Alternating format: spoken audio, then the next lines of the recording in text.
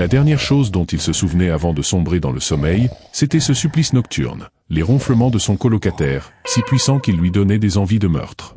Pourtant, lorsqu'il rouvrit les yeux, ce ne fut pas le plafond crasseux de la chambre universitaire qui l'accueillit, mais le visage incroyablement séduisant d'une jeune femme à la beauté troublante. Le genre de visage qui fait exploser tous les classements de popularité dans les jeux mobiles. Lui qui avait passé 20 ans de sa vie à vivre en solo complet, sentit ses joues s'embraser instantanément. Le regard encore embrumé, il observa les alentours. Tout, de la décoration élégante au parfum discret de bois laqué flottant dans l'air, semblait tout droit sorti d'un roman de Wuxia ou d'un jeu de simulation d'époque. Était-ce donc cela, le fameux établissement de luxe version ancien fantasy, dont les rumeurs circulaient sur le net?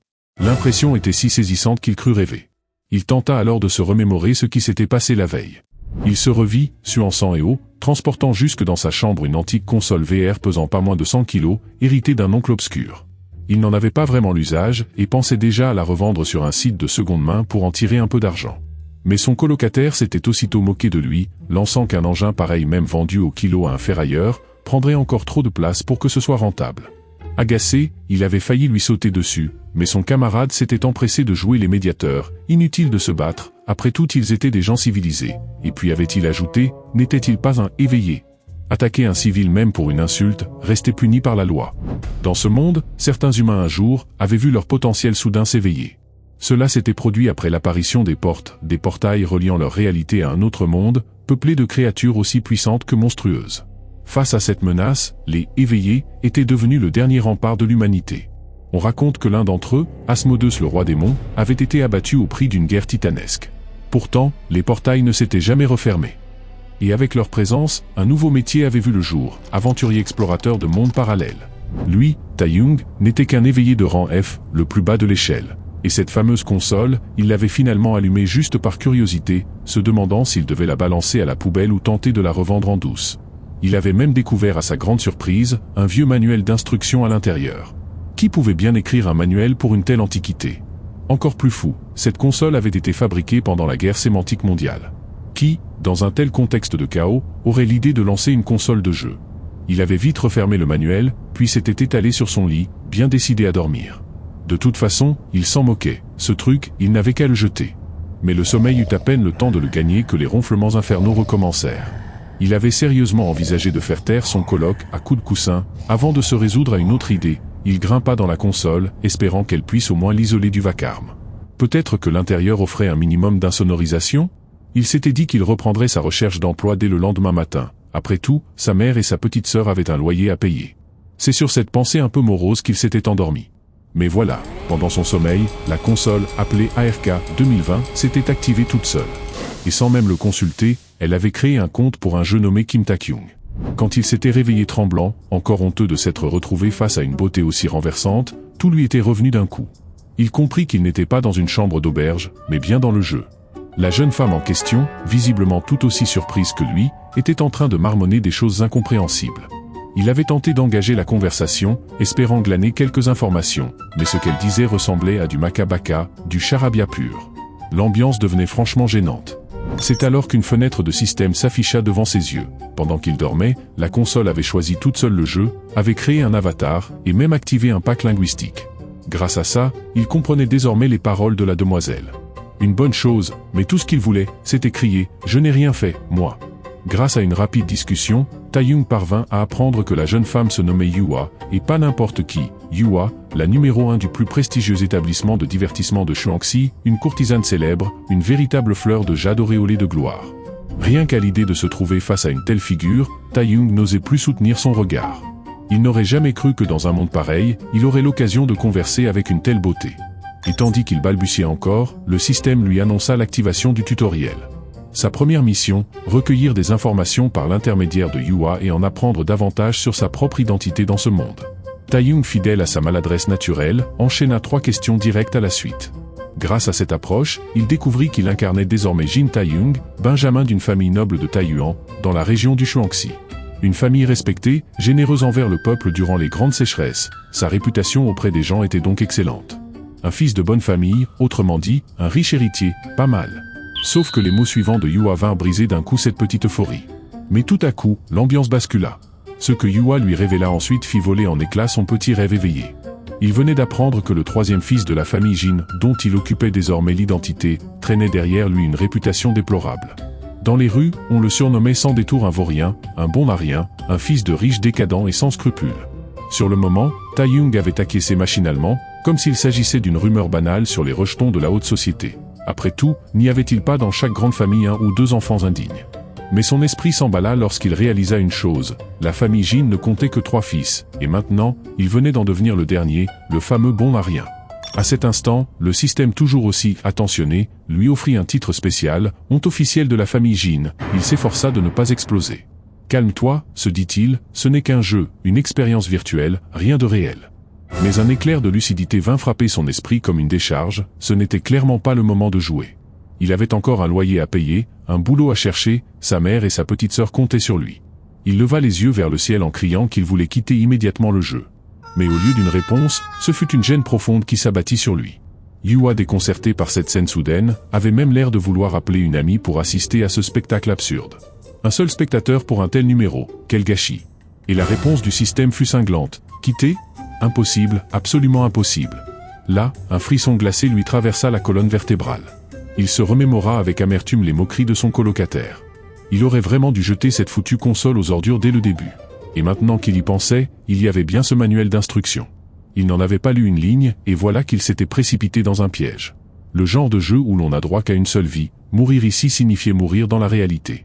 Ses jambes flanchèrent, et une seule pensée traversa son esprit. C'est fini pour moi. Un simple sommeil l'avait projeté au cœur d'un bordel luxueux. Il y était entouré de femmes sublimes et portait le statut de jeune maître d'un clan influent. Le rêve de n'importe quel homme, mais lui n'avait qu'une envie. Revenir à sa vraie vie, bosser dur, et payer le loyer.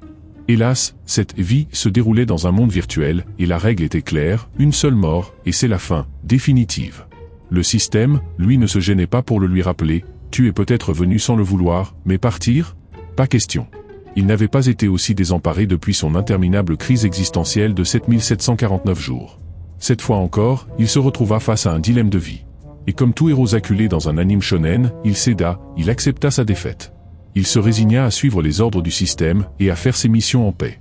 Il grimpa alors à bord d'un luxueux carrosse à traction magique, version 4 chevaux boostés, et retourna sagement au domaine familial, bien décidé à profiter de sa richesse virtuelle au lieu de courir les ruelles. Après tout, la famille avait des mines, pourquoi s'en priver?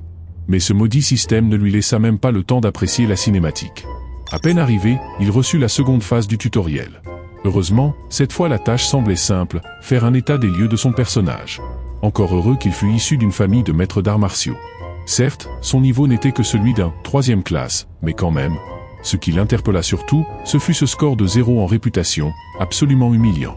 En bon bourrin qui se respecte, Tae-young choisit de répartir équitablement ses 100 points d'attribut entre les 3 stades de base. Aussitôt, son corps fut enveloppé d'une intense lumière énergétique. Un moment dramatique et grisant, qui le ramena à son propre éveil dans le monde réel. Cette sensation, c'était la même. Une montée de puissance, une poussée de vitalité, un frisson électrique, comme s'il s'apprêtait à franchir un cap, à libérer une force enfouie. Il atteignit alors le rang de guerrier de seconde classe. Mais il ne se laissa pas emporter par l'euphorie. La suite du tutoriel lui apprit que toutes ses compétences étaient verrouillées. Le développeur de ce personnage avait visiblement eu la flemme de finir le job. Aucun sort, aucun style de combat activé, un désastre. Mais bon, il restait encore les points de compétence. Il examina alors les 2 grandes voies de développement, les méridiens, pour les maîtres d'arts internes à la sauce mage, et les os fondamentaux, axés sur la force brute et les arts martiaux physiques. En tant qu'ancien guerrier, dans la vraie vie, du genre à enchaîner petits boulots et galères sans relâche, il ne se fit pas prier. Le style bourrin, il connaissait. La voie du poing, de l'endurance et de la stabilité. Il se décida pour un build guerrier pur, façon tank. C'était pas brillant, mais ça avait le mérite d'être fiable. Le système toujours aussi sadique, lui proposa une expérience complète, façon massage thaïlandais sous stéroïdes, un soin du corps si intense qu'il en douta de son existence. Un instant, il crut perdre la raison, mais les résultats étaient là, une carrure impressionnante, des muscles taillés dans le roc, à tel point qu'il se demanda si n'importe quelle beauté ne fondrait pas devant une telle apparence. Avec cette nouvelle assurance, il avança jusqu'à son inventaire. Il ne lui restait plus qu'à l'ouvrir pour valider la mission. Mais le système n'allait sûrement pas être aussi généreux. Et comme il s'en doutait, les vêtements qu'il reçut en récompense étaient à peine dignes d'un joueur de bas niveau. Il les enfila quand même, non sans soupirer. C'est alors qu'il remarqua une fonctionnalité intéressante. L'équipement se ramassait et s'équipait automatiquement, pratique.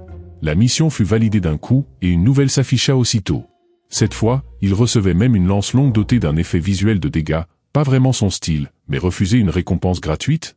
Hors de question. À peine eut-il terminé la lecture de l'objectif suivant qu'une voix retentit derrière la porte. Le cocher signalait un petit problème. Une bande de bandits de grand chemin venait de surgir sur la route pour tendre une embuscade. Petit problème? Sérieusement? Le chef de la bande, un barbu impressionnant, bandit professionnel depuis l'enfance, dont le rêve ultime était de devenir le roi des voleurs. Chaque jour, il bossait avec ardeur, volant, attaquant diligemment. Ce matin-là, il s'était levé avant l'aube pour organiser cette attaque. Il aurait dû simplement se rendre au marché matinal, et pourtant, comme poussé par une force invisible, il s'était éloigné du trajet habituel, pour finir par tomber nez à nez avec un bolide tout-terrain, une calèche à 4 roues motrices, bardée de puissance et de luxe. Une occasion rêvée de frapper un grand coup, pensa-t-il sur le moment. Dans la réalité présente, Tae-young tremblait comme une feuille à l'arrière du véhicule, tandis que le cocher imperturbable affirmait que ce genre de petite scène, il en avait vu d'autres. Il encourageait même son jeune maître à observer comment un humble serviteur allait déployer ses talents. À ces mots, Tae-young comprit une chose, tous les moines balayant les cours de temple n'étaient pas forcément faibles, certains dissimulaient de redoutables pouvoirs. Le duel débuta à distance, sans même une attaque physique, 2 experts, chacun dégageant une aura si écrasante qu'elle semblait distordre l'air entre eux. Pourtant face à cette démonstration, le chef barbu des bandits resta de marbre. Alors le cocher avança et lança une rafale verbale, un discours tranchant destiné à faire reculer l'ennemi en préservant son intégrité physique, à condition de s'en retirer immédiatement. S'il allait trop loin, rappelait-il, il pourrait bien finir réduit en poussière par les nobles présents dans la calèche. Mais le barbu n'en avait cure. Pire encore, il exigea que le grand personnage sorte en personne. À cet instant, le cocher fulminant n'en pouvait plus. Ce bandit osait bafouer sa dignité devant son jeune maître? Il tourna les talons sans un mot, regagna la calèche et lança à pleine voix que le moment était venu, que le jeune maître montre sa puissance. Ces hommes, disait-il, ne méritaient même pas de vivre. Il ajouta même les yeux brillants d'admiration, que la réputation de l'épée céleste de Mi-young avait depuis longtemps conquis les contrées, et que dès ses 20 ans, il était déjà un génie épéiste redouté. Mais Tae-young affolé, nia de toutes ses forces, non, ce n'était pas lui. Il ne savait pas manier l'épée, et il n'avait jamais été ce type de héros, il suppliait presque qu'on arrête de dire n'importe quoi. Pourtant, rien ne pouvait arrêter le cocher dans sa descente vers la catastrophe. Et malgré ses protestations, Tae-young eut à peine le temps de murmurer qu'il s'appelait Tae-young et non ce Mi-young, prétendument légendaire. L'univers sembla s'arrêter. Le cocher, encore plein d'espoir, voulut vérifier l'identité. Était-ce bien ce schnappant de 3e fils du clan Jin? Tae-young, sans la moindre pitié, prononça sa sentence de mort. Ce fut alors que le cocher, dans un réflexe désespéré, écuma de la bouche et s'écroula au sol, feignant la mort dans une performance grotesque.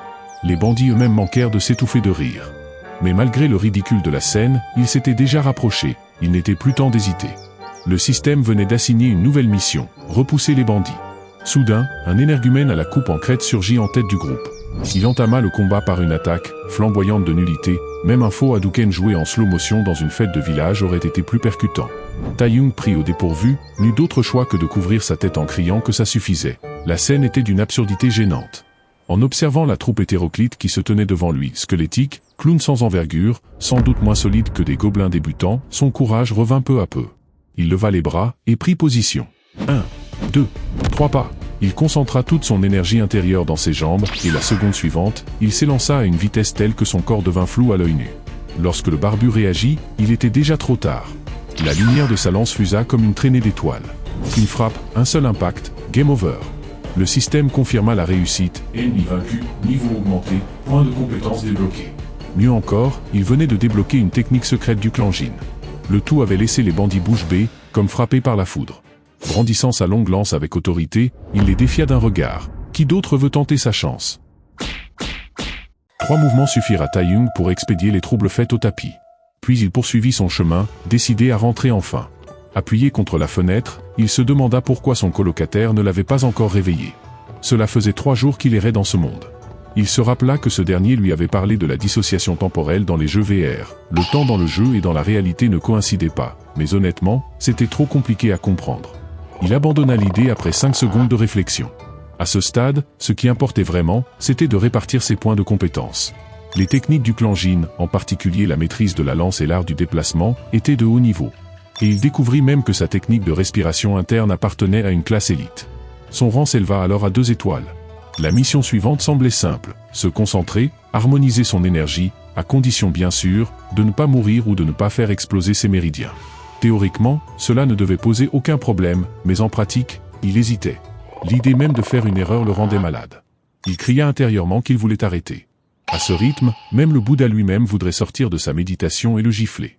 Il en vint à maudire jusqu'au dernier pixel de l'arbre généalogique des développeurs du système. Ce machin était devenu une aberration cosmique, un monstre de triche à faire pâlir les boss de fin de MMO. Des heures plus tard, Taeyong n'était plus qu'une coquille vide, lessivé comme après un combo infini sans possibilité d'esquive. Le système, quant à lui, avait jeté le masque, il balançait ses révélations comme des gifles, l'une après l'autre, sans même feindre la compassion. « Tu refuses ? Parfait, je balance la suite quand même. » Il se demanda alors à moitié sérieux, s'il n'était pas encore temps de commander sur internet un sabre de 30 mètres juste au cas où il faudrait trancher cette réalité absurde. Mais il n'eut même pas le temps de formuler sa pensée. Le système sans prévenir ouvrit un trou noir. Quand Taeyong rouvrit les yeux, il se trouvait dans un monde entièrement blanc. Un vieillard apparut alors, l'appelant par son nom. Il n'eut même pas le temps de réagir que le vieil homme posa une main sur son dos, murmurant les versets de l'art du cœur du clan Jin. À cet instant, son énergie, sa volonté et son essence se concentrèrent au centre de son front. Tous les méridiens de son corps s'illuminèrent, traçant des chemins de lumière à travers ses veines. Les circuits d'énergie se mirent en marche, traversant plusieurs cycles complets. La mission était accomplie. Et après tout cela, son dos ne le faisait plus souffrir. Ses jambes n'étaient plus lourdes. Même ses reins affaiblis depuis des années semblaient guéris. Il pénétra ensuite dans son monde intérieur. Un orbe d'énergie rougeoyant comme un soleil flottait devant lui, c'était là sa réserve de puissance, condensée sur 10 années. Mais au même instant, une autre sphère noire cette fois, fit son apparition. Plus petite, mais extraordinairement pure. Et dans l'esprit de Taeyong germa une idée folle, les fusionner. Mais il connaissait trop bien les coups tordus de ce système démoniaque pour baisser la garde. Taeyong ignora l'étrange sphère noire, décidant de poursuivre tranquillement la circulation de son énergie. Il avait presque atteint le domaine du clan Jin de Taiyuan. Désormais, plus rien ne pressait. Il ordonna au cocher de ralentir l'allure, après tout, qui oserait encore se dresser entre lui et son propre foyer. Sur la route, il s'amusa à tester l'un de ses nouveaux talents fraîchement acquis. Une sorte de radar de puissance, inspiré des détecteurs d'énergie à la Freezer. Il l'activa, une onde invisible se propagea autour de lui, traquant toute entité vivante de niveau inférieur à 30 dans un rayon de 10 mètres. Résultat inattendu, son cocher, qui affichait jusque-là un air de vieux moine zen, n'était en fait que niveau 4. Il avait bien failli être pulvérisé par inadvertance. Avec cette compétence, Taeyong se sentit invincible. Fini les moments gênants où il risquait de provoquer un expert masqué dans la rue, désormais, maman n'aurait plus à s'inquiéter pour lui. Mais au moment même où cette pensée traversa son esprit, le système afficha une nouvelle mission. Termine-la, et tu pourras quitter le jeu. Cette fois, le système avait enfin un comportement à peu près humain. Taeyong en eut presque envie de l'applaudir. Fin du jeu, salutations, merci pour tout, il avait déjà les confettis dans les yeux. Et pourtant, son arrogance grandissait à vue d'œil. Le carrosse toucha enfin les grilles du domaine Jin. Mais alors qu'il pensait faire une entrée triomphale, un homme massif vint les intercepter. Il se présenta comme le chef des portiers et exigea un contrôle d'identité. En entendant le nom du troisième jeune maître de la famille Jin, son visage changea aussitôt. Mais au lieu de s'incliner, il ordonna à Taeyong de descendre du carrosse et de suivre la procédure, le tout avec un ton aussi méprisant qu'exaspéré. Il y avait dans ces mots une absence totale de respect. Taeyong bouillonnait, il venait à peine d'entrer dans le jeu, s'était fait rejeter par une courtisane, et voilà maintenant qu'un vulgaire garde de portail osait l'humilier en pleine rue. Jusqu'ici il avait tout supporté, la faim, l'envie d'uriner, l'humiliation. Mais là, c'en était trop. C'était une attaque frontale, un crachat en pleine face. Dans un recoin tordu de son esprit, une pensée complètement absurde surgit. Ce gars-là dans une autre vie, avait soit des 1000 mamies à traverser sous la pluie avec un parapluie en soie, soit oublié de se laver les mains après chaque passage aux toilettes pendant 20 ans. Franchement, il ne voyait pas d'autre explication. Sinon, pourquoi le destin lui aurait-il accordé un karma aussi indécent? Le type venait d'humilier un joueur fraîchement rentré chez lui, encore sonné par un envoi express du système, dans un foutu bordel de luxe. Et pour couronner le tout, quand Taeyong tenta de se défendre, il se fit battre à plate couture. Incapable de rivaliser, il fut ramené inconscient jusqu'à l'infirmerie familiale. Un demi-temps plus tard, il reprit conscience. Tout son corps n'était que douleur. L'euphorie du combat contre les bandits s'était évaporée. Il se souvenait maintenant clairement, il n'avait même pas réussi à toucher le portier une seule fois. Chaque tentative avait été esquivée, ridiculisée. À croire qu'il s'était battu comme un garnement de rue, espérant gagner à coups de bourrade. Le seul succès qu'il avait eu, une tentative désespérée de coup de tête.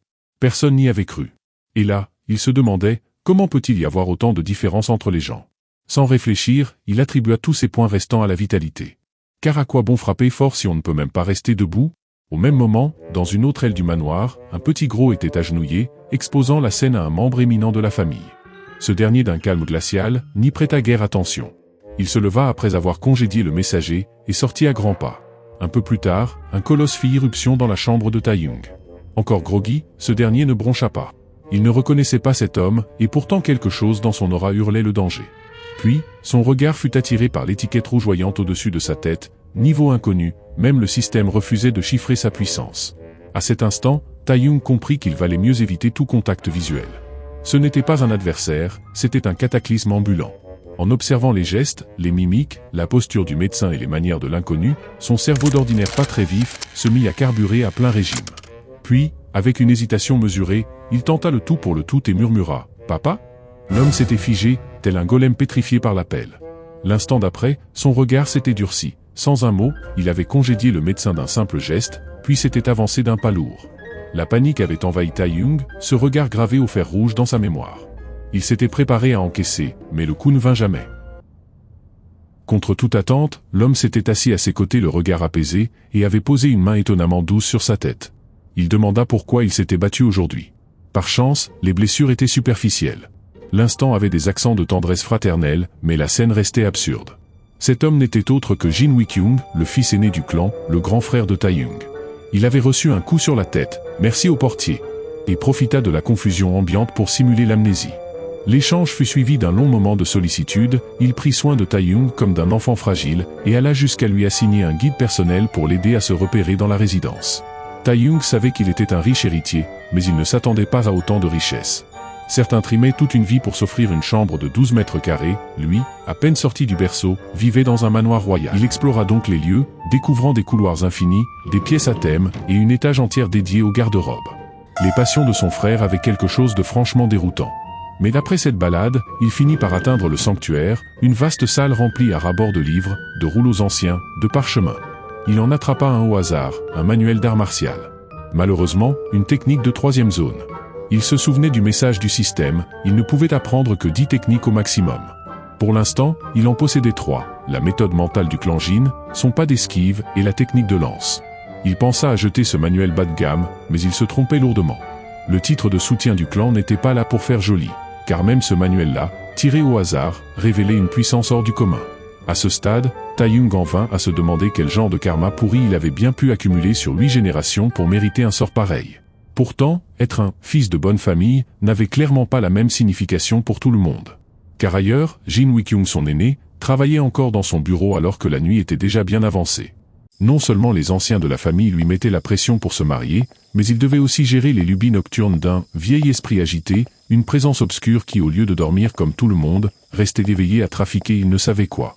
La curiosité avait fini par le pousser à aller voir.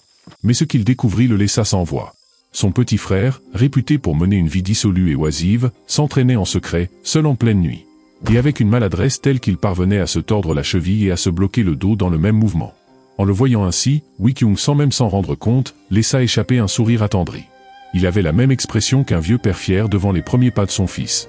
Mais ce que Wikyung ignorait encore, c'était que Taeyong allait bientôt s'épuiser à mort dans cette immense salle de lecture. Il peinait à croire que dans une bibliothèque aussi vaste, il n'y ait que si peu de véritables manuels d'arts martiaux. Heureusement, se disait-il, ce bon arien de frère n'avait pas osé toucher aux trésors ancestraux du clan. Le système lui-même critiquait les pas de déplacement du clan Jin comme étant trop monotones.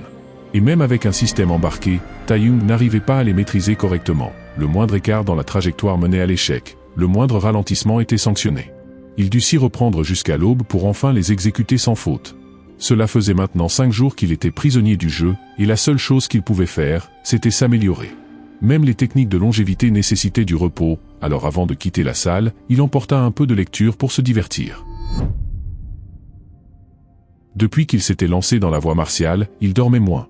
Même les domestiques l'avaient remarqué. Pourtant, il restait toujours poli avec eux, et se montrait respectueux malgré son statut.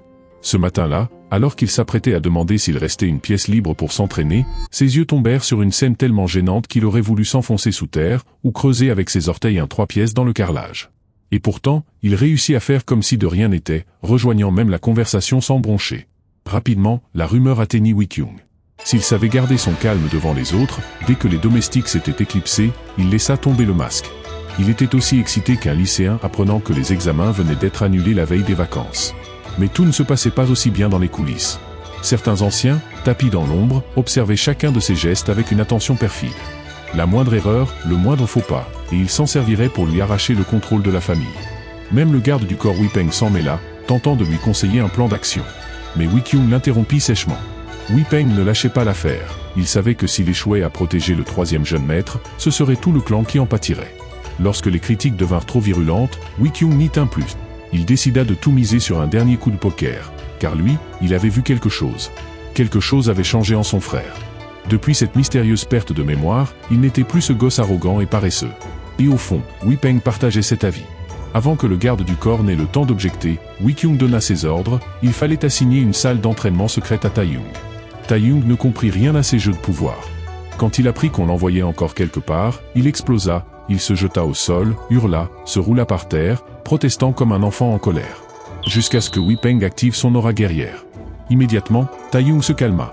À ce moment-là seulement, Wei Peng prit la peine de lui expliquer, par transmission mentale, que le plan consistait à le faire passer pour un prisonnier en détention préventive dans une salle d'entraînement, histoire de faire taire les anciens tout en assurant à Taiyong un lieu où cultiver son énergie sans pression. Au début, Wei Peng était resté cordial, lui annonçant qu'il serait retenu pendant 7 jours. Mais Taiyong avait tenté de négocier, une erreur. Wei Peng fronça les sourcils. Taiyong, comprenant le danger, changea immédiatement de ton. Sa rapidité d'exécution fut telle qu'elle en laissa le garde du corps, pourtant classé comme un expert légendaire, complètement interloqué. Et c'est ainsi qu'il se retrouva ligoté, traîné, puis enfermé de force dans une grotte de cultivation. Quelle vie! Tout avait commencé par une sieste, et à son réveil, il était dans un bordel. Et maintenant, il se retrouvait ficelé comme un rôti, enfermé dans une cellule d'entraînement comme un délinquant de bas étage. L'aîné, Jin Wei Qiong, s'était posté très tôt devant la salle d'isolement, attendant que son cadet soit enfin amené devant lui, les poignets liés, traîné comme un prisonnier. Lorsqu'il l'eut en face de lui, il demanda s'il reconnaissait ses torts. Taiyong, bien sûr, n'en avait aucune envie, mais sous le regard fixe de cette bête féroce en uniforme qui le surveillait de près, il n'eut d'autre choix que de baisser la tête et d'admettre sa culpabilité. Wei Qiong de son côté, s'était donné un mal fou pour ce frère ingérable. En public, il jouait la comédie jusqu'au bout, prenant l'air sévère et implacable. Il ordonna que Taiyong soit enfermé dans la salle de cultivation, précisant qu'il n'en sortirait qu'avec son autorisation. Aux yeux des domestiques et des gardes, ce geste passait pour un acte de droiture absolue, un sacrifice des liens familiaux sur l'autel du devoir. En vérité, tout avait été soigneusement planifié, toutes les ressources nécessaires à l'entraînement se trouvaient déjà sur place. Mais à peine retourné dans son bureau, l'homme qui affichait tant d'assurance laissait entrevoir une autre facette. Il tournait en rond, nerveux, marmonnant à voix basse que le « vieux démon », surnom affectueux de Taiyong, n'était toujours pas complètement rétabli. Il se demandait s'il tiendrait le coup, s'il s'habituerait à l'intensité de l'entraînement. Wei Peng, son garde du corps, fronça légèrement les sourcils. Pour un observateur extérieur, ces paroles auraient pu laisser croire que le troisième jeune maître souffrait d'une grave maladie. Wei Qiong, lui, se souvenait très bien de ce vol de ginseng centenaire dans la pharmacie familiale, l'an dernier. Et il priait pour que Taiyong n'ait vraiment rien à voir là-dedans. Mais dès que Wei Peng ouvrit la bouche pour évoquer cette vieille affaire, Wei Qiong l'interrompit aussitôt. Inutile de remuer le passé, affirma-t-il, ce n'était pas le moment. Ce dont il fallait vraiment s'inquiéter, c'était de l'extérieur. Le Moneng, l'un des grands clans d'épéistes, venait d'envoyer une délégation en visite. Ce n'était pas une coïncidence. Il y avait anguille sous roche. Il donna immédiatement l'ordre de verrouiller toutes les issues du pavillon de Shuangxi et de renforcer la sécurité.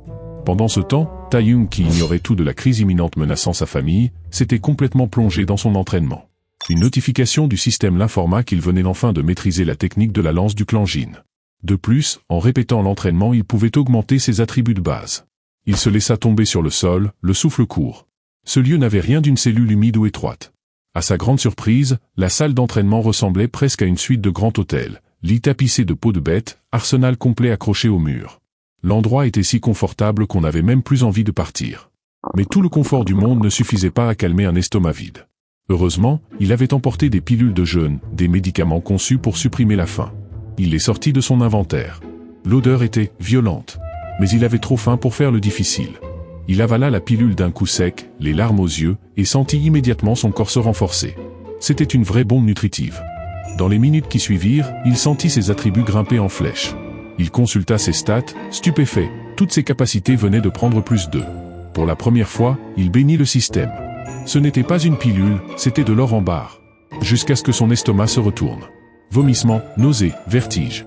Il comprit trop tard qu'en abuser entraînait des effets secondaires, surcharge et perte de points.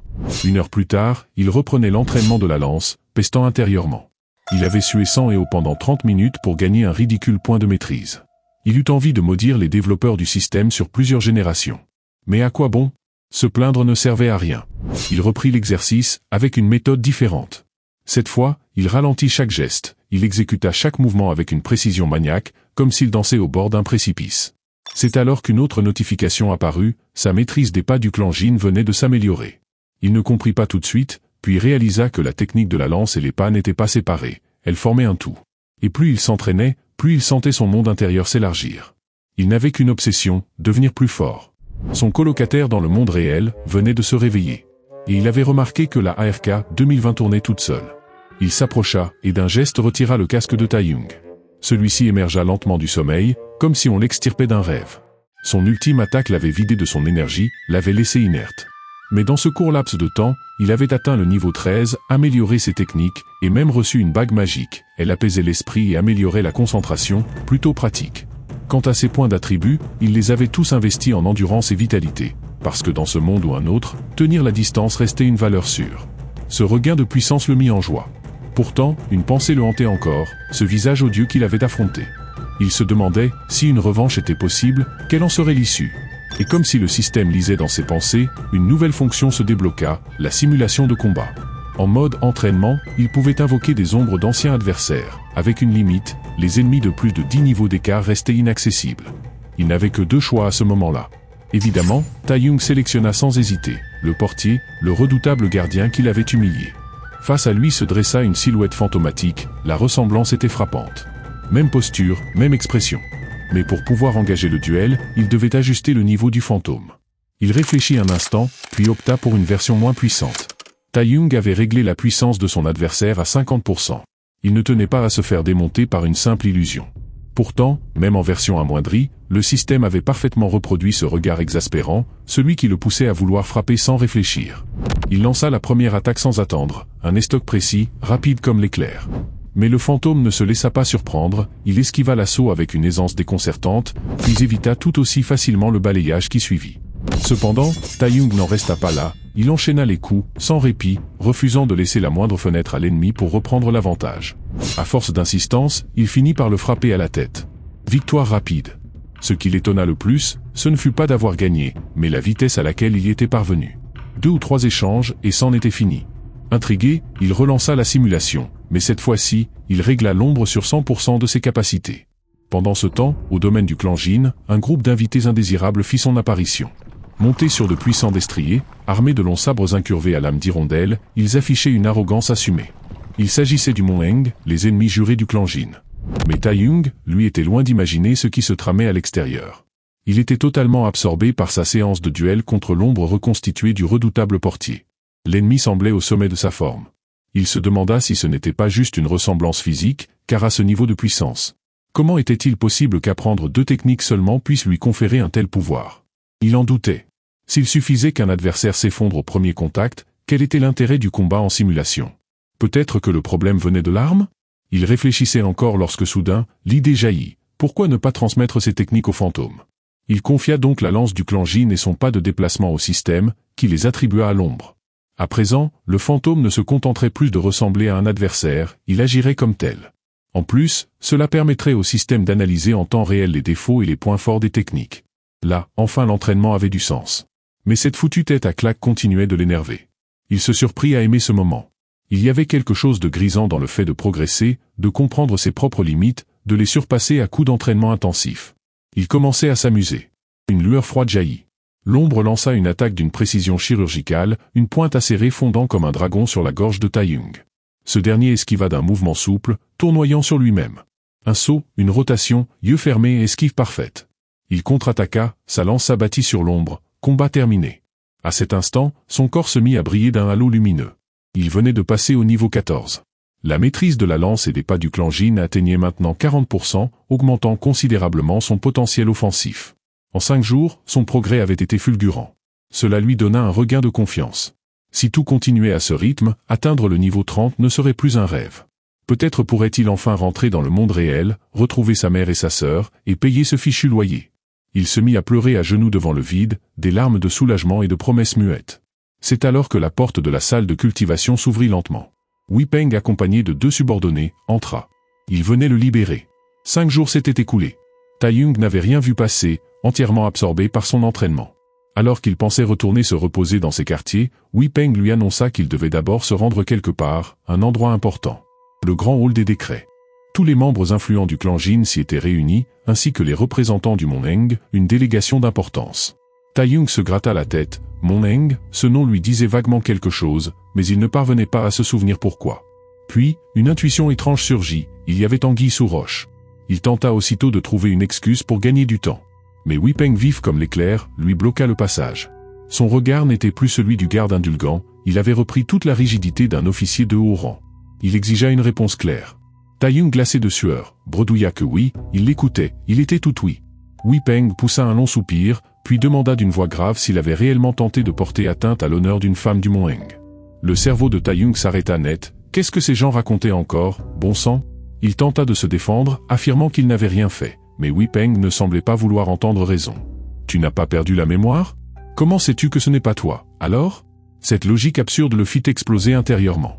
Il lança une question ultime, à tes yeux, est-ce que j'ai l'air d'un type capable de faire ça? Il n'eut pas le temps d'ajouter quoi que ce soit. La réponse de Wei Peng, nette et sans hésitation, le frappa comme une gifle, oui. Il en resta bouche bée, pas même un soupçon de doute ou une once d'hésitation. Ce manque total de foi en lui l'enragea. Il fit volte-face, prêt à prendre la fuite. Mais Wei Peng l'interpella, l'appelant doucement « jeune maître ». Ce mot dans cette intonation, le cloua sur place. Tout le monde en parlait déjà, il n'avait même plus la force de fuir. Alors que Wei Peng poussait les lourdes portes du grand hall, le vacarme qui régnait s'éteignit immédiatement. Tous les regards se tournèrent vers Tai Yung, le grand héros du jour. Les émissaires du Mont Heng, les anciens du clan Jin, même son grand frère, tous le fixaient. Le poids des regards l'écrasait. L'atmosphère était si pesante qu'il en eut le souffle coupé. Ses pas étaient hésitants. Mais il avança malgré tout. Tai Yung tenta de garder contenance, même si 2 des plus grandes factions du monde martial étaient rassemblées dans cette même salle, même si chaque regard braqué sur lui semblait prêt à le juger et à le condamner, il savait qu'il ne pouvait reculer.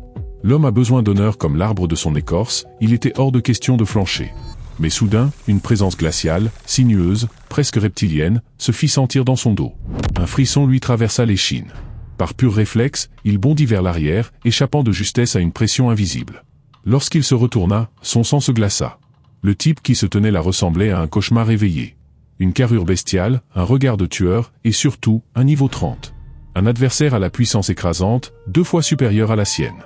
Il comprit à cet instant que ce n'était pas qu'un conflit d'honneur, c'était un jugement. Un combat où il risquait tout, sa réputation, sa liberté et son avenir. S'il perdait, il n'hériterait pas seulement de la défaite, mais aussi du titre infamant de « prédateur lubrique ». Un nom qui le suivrait dans tous les recoins du Taiyuan. Mais il ne pouvait pas reculer, pas avec tous ces hauts dignitaires le fixant comme s'il était un idiot égaré sur une scène trop grande pour lui. Dans un souffle presque inaudible, il lâcha qu'il revenait de la maison des fleurs rouges. Il l'avait dit sans penser à mal, mais cette phrase suffit à mettre de l'huile sur le feu. Un dénommé Lee Seogun dont le visage exsudait la suffisance et la haine, s'avança alors pour le coincer davantage. Il l'interrogea froidement sur ses précédents déplacements. Tai Yung, incapable de répondre clairement, bredouilla, bafouilla, s'enferra dans ses hésitations. L'autre afficha un sourire moqueur. Et comme s'il attendait ce moment, Lee Seogun exhiba une pile de documents, témoignages, signatures, preuves écrites. Il affirma qu'avant même d'aller au pavillon des fleurs rouges, Tai Yung avait déjà réservé une chambre spéciale au pavillon de la lune claire, un acte prémédité, selon lui. Tai Yung voulut nier tout en bloc, faire comme s'il n'avait rien entendu, mais en feuilletant les soi-disant preuves, il fut abasourdi. La plupart des témoignages mentionnaient simplement qu'il avait été vu ivre, que des cris de jeunes filles avaient été entendus, et même qu'un des témoins connaissait le nom du chat du pavillon. Quelle mascarade! Comment peut-on appeler cette montagne de torchons des preuves? Il allait s'emporter, mais Lee Seogun lui arracha brutalement les papiers des mains, visiblement outré qu'il ose les critiquer. Tai Yung, lui, ne comprenait pas, aucun des témoins n'avait été présent sur les lieux au moment des faits. Il n'avait peut-être plus ses souvenirs, mais il n'était pas idiot. C'est alors que Lee Seogun furibond, hurla qu'il avait tenté de déchirer les vêtements de sa sœur, prêt à l'agresser. Et dans un geste de colère, il lui lança les feuilles en plein visage. Le choc de la scène fit se crisper Jin Wikyung, le grand frère de Tai Yung, qui faillit perdre son sang-froid. Tai Yung, lui, mit une seconde à comprendre ce qui venait de se passer. Puis l'indignation monta, brutale, bouillonnante, il n'allait pas laisser passer ça. Il leva la main, prêt à répliquer, mais l'aura du niveau 30 en face de lui rappela instantanément la réalité. Il ravala sa colère. Lee Seo-gun lui cracha au sol avec mépris, profanant ses propres preuves, puis sortit son sabre devant l'assemblée. Il menaça Tae-young ouvertement, promettant de le faire payer. Tae-young sentait que quelque chose clochait.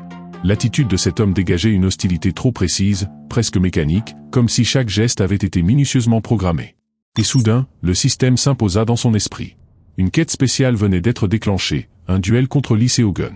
S'il remportait l'affrontement, il obtiendrait le titre de vainqueur. En cas d'échec, il subirait de graves blessures, et recevrait le titre infamant de prédateur. Mais c'est quoi ce délire? Se battre contre un gars dont le niveau double le sien? Il fallait être fou. L'adversaire était en pleine possession de ses moyens, sûr de lui, et lui, il n'avait ni les souvenirs, ni les moyens d'en sortir vivant. Lee Seo-gun en rajoutait, s'il n'obtenait pas satisfaction, c'est le clan Jin entier qui allait en subir les conséquences. L'annonce mit le feu aux poudres. Les anciens de la famille outrée s'emportèrent contre lui. Quel culot! Venir ainsi proférer des menaces dans leur propre salle du conseil. Même si Tae-young était coupable, ce qu'il n'admettait pas, on ne venait pas dicter sa loi de cette façon. Mais Tae-young, lui savait bien que dans leur regard, le coupable, c'était lui. Et comme il fallait s'y attendre, le système actualisa immédiatement l'alerte. Si le duel était refusé, les deux factions entreraient en guerre, et Tae-young deviendrait l'ennemi des deux camps. Évidemment. Ce système maudit ne pouvait jamais rester en veille, pas une seconde. C'est à cet instant que Wi-kyung intervint, imposant le silence d'un seul mot. Il déclara qu'il était prêt à tourner la page, à une seule condition, que Lee Seo-gun retire ses accusations. Mais ce dernier, bien qu'ébranlé par l'aura de Wi-kyung, répondit qu'il agissait au nom du Moneng et que ses mots reflétaient la volonté du maître de secte. Alors Wi-kyung ne perdit plus de temps, il le fixa droit dans les yeux et exigea de connaître ses véritables intentions. Pris de court, Lee Seo-gun tenta de tergiverser, mais Wi-kyung coupa court. Et lentement, l'autre finit par révéler le fond de sa requête. Pour réparer l'offense, le clan Jin devait se retirer de tous les autres districts et se contenter de sa juridiction d'origine, à Jingzhou. La réponse de Wi-kyung fut nette, tranchante. Non, jamais le clan Jin n'accepterait une telle humiliation. Alors Lee Seo-gun lança l'ultimatum final, un duel ou la guerre. Un silence pesant tomba dans la salle. Murmures, tensions, regards échangés. Tae-young soupira. Il baissa les yeux vers les prétendues preuves éparpillées au sol, puis releva le regard. Peu importait la vérité, il ne voulait pas de justice, il voulait un prétexte. Alors il tendit la main. Sa longue lance se matérialisa, frappant le sol dans un éclat d'énergie. Il annonça calmement, « Très bien, tu veux te battre? Alors, battons-nous. Si quelqu'un te traitait de pervers, affirmait vouloir te piétiner jusqu'à te réduire en bouillie, que ferais-tu » Tae-young, lui, savait qu'il n'avait quasiment aucune chance de remporter ce duel. Pourtant, il avait accepté. Sur la plateforme d'affrontement, les regards étaient unanimes. Qu'ils viennent du Moneng ou des anciens du clan Jin, tous prédisaient sa défaite. Même lui le savait. En face, l'aura meurtrière suintait de Lee Seo-gun, tel un fauve en chasse. Tae-young, miné par une peur sourde, sombrait dans un état de doute profond, presque paralysé. C'est alors qu'une voix familière et calme s'insinua dans son esprit. Son frère Wi-kyung lui parlait par télépathie. Il lui assura qu'il pouvait se battre sans crainte, au moindre danger, il interviendrait. Tae-young comprit aussitôt, tant qu'il ne se faisait pas littéralement écraser en un coup, il n'y avait pas de quoi paniquer. En face, Lee Seo-gun conservait un calme glacial. Il se permit même de le railler, se moquant du « lâche » qui osait à peine lever les yeux. Tae-young savait que la meilleure option aurait été de refuser, mais cela aurait fait de lui un ennemi public pour les deux grandes factions. Il n'en serait pas sorti vivant. Tandis qu'en affrontant le danger, il gardait une infime chance de s'en tirer, voire de progresser. Il avait peur, mais il n'en montrait rien. Mieux encore, il alla jusqu'à dénoncer les contradictions de son adversaire, révélant que les accusations n'étaient qu'un tissu de mensonges. Ce n'était qu'un test, et Seo-gun y avait mordu à pleines dents. Son changement d'expression soudain, son trouble évident, avait suffi à alerter l'assemblée. Le masque s'était fissuré. Pris de panique, Seo-gun lança son attaque avant même que le combat ne soit déclaré. Un saut vertical tranchant comme une hache, Tae-young n'eut que le temps de bloquer. Le coup fut suivi d'une déferlante.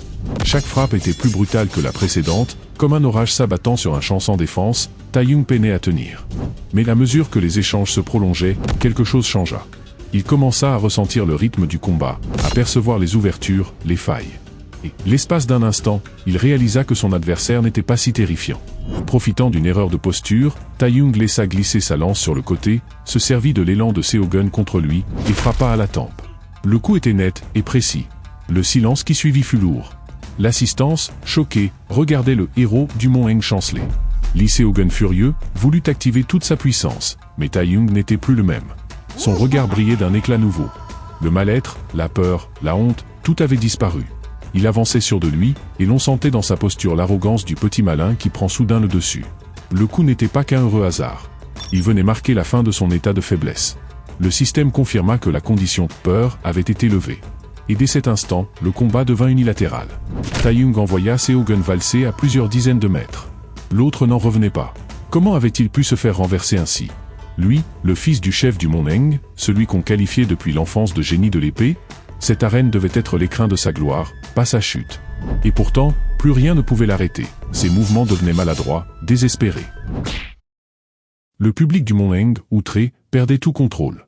Certains disciples se levaient déjà, prêts à protester, à briser les règles. Et alors, quelque chose d'encore plus inattendu se produisit. Jin Wikyung le grand frère avait disparu. Un cri retentit. Un disciple du Moneng s'effondra, crachant du sang. En un instant, tous les autres s'apprêtèrent à riposter, mais la salle fut secouée par une force invisible. Wikyung réapparut bras levés, et d'un seul coup fit trembler le sol. Il venait de neutraliser un assaillant d'un geste, tous se figèrent. Ce fut à ce moment-là que les disciples du Moneng comprirent. Cet homme habituellement si courtois, si digne, était prêt à tout pour protéger son frère. Il n'hésiterait pas à rayer leur nom de l'histoire, s'ils allaient trop loin. Wipeng de son côté, tenta d'intervenir, de le faire reculer, mais Wikyung le repoussa d'un regard, il ne voulait plus entendre de conseils. Pour lui, il n'y avait plus qu'un fait à défendre, la justice pour son frère. Et Taeyong, lui poursuivait, il venait de désarmer Seogun, qui tremblait incapable de retenir les secousses de son bras droit. Le combat était déjà décidé. Il le savait, alors il prit la parole. Il conseilla à son adversaire de se rendre, continuer ne servirait à rien, c'était de la pure perte de temps. Mais Seogun, possédé par sa haine et sa fierté brisée, serra les dents, il tremblait de rage. Soudain, son ki se concentra tout entier dans sa poitrine. Il rugit et fonça sur Taeyong dans un ultime assaut désespéré. Celui-ci leva sa lance par pur réflexe. La pointe allait frapper Seogun en plein front, mais à ce moment précis, une idée fulgurante traversa l'esprit de Taeyong, et si je venais de le tuer? Le mot « guerre » clignota dans son esprit. Son bras se crispa, une peur glaciale le saisit. Pour éviter qu'un simple coup ne déclenche une guerre entre les deux grandes factions, Taeyong avait volontairement détourné sa frappe, se contentant de frôler le crâne de son adversaire, mais son geste de retenue ne lui valut aucune reconnaissance. Bien au contraire. Lee Seogun, fou de rage, poursuivit l'offensive. Heureusement, Taeyong réussit à revenir en garde et bloqua juste à temps l'attaque frontale. Pourtant, ce n'était qu'un leurre. Tandis que sa main droite faisait diversion, la gauche surgit dans son angle mort, une lame visant droit sa gorge. Une attaque aussi vicieuse que meurtrière. Mais même cette perfidie échoua, Taeyong esquiva de justesse. La lame lui entama à peine la joue, et un filet de sang coula, rien de plus. Lee Seogun en resta abasourdi, il venait de concentrer toute sa puissance dans ce coup final, et malgré cela il avait échoué.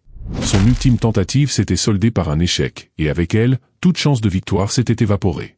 Un dernier coup de poing, aussi violent qu'un coup de tonnerre, s'écrasa sur sa poitrine. Ses jambes fléchirent.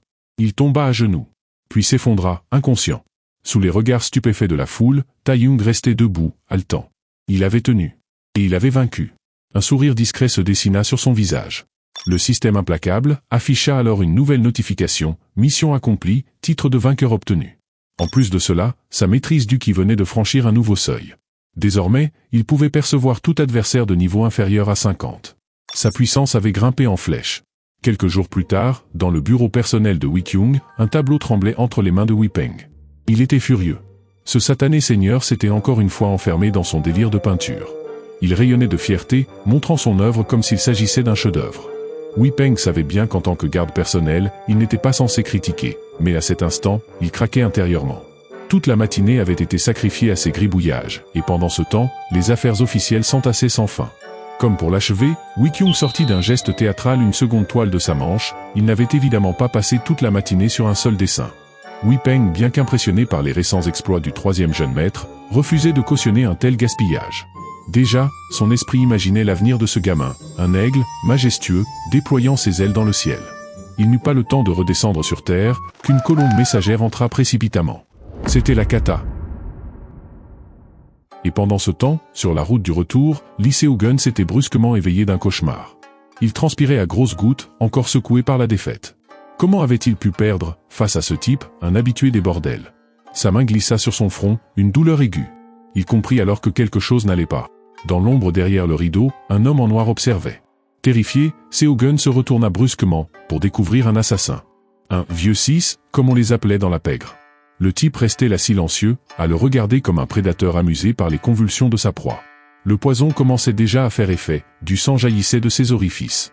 Seogun voulut se débattre, mais l'homme en noir fut plus rapide. Il lui saisit la gorge d'une main, l'empêchant de pousser le moindre cri, puis, avec un geste net, retira l'aiguille toxique qu'il avait plantée, et disparut, sans un bruit, comme s'il n'avait jamais existé. Pendant ce temps, Taeyong, loin de tout cela, était retourné à sa grotte d'entraînement.